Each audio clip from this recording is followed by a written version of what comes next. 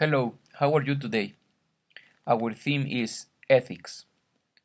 Taking Stoner's administration book as a reference, we have the following. It can be said that many of the decisions of organizations face problems because the interests of the organization affect the interests of third parties.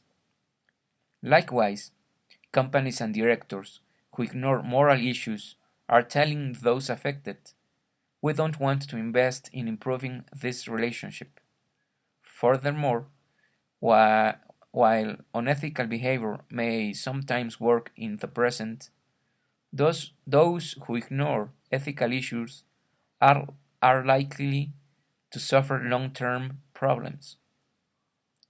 Given the above, the term ethics will now be defined as the study of how our decisions affect others.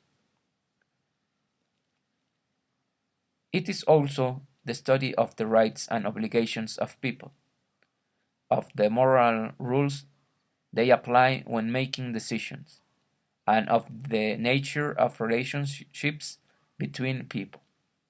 It is said that it is not possible to avoid the ethical questions of business and neither of aspects of our existence.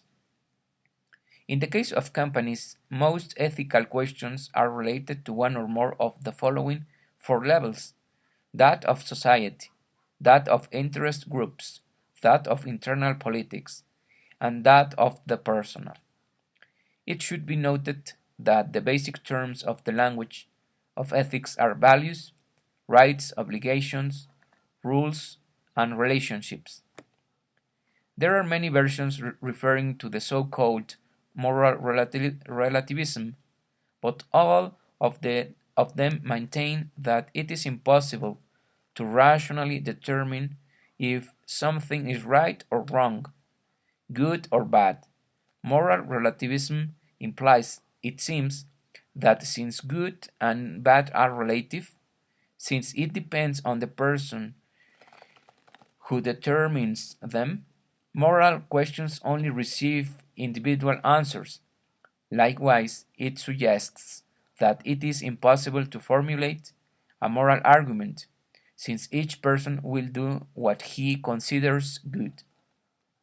Although we analyzed a lot dealing with moral problems, there is no way to determine with certainty whether, in moral terms, one decision is better than another.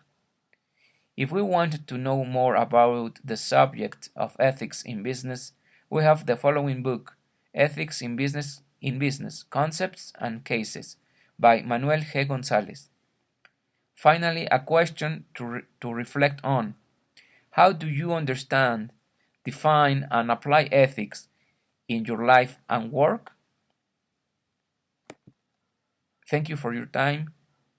See you then.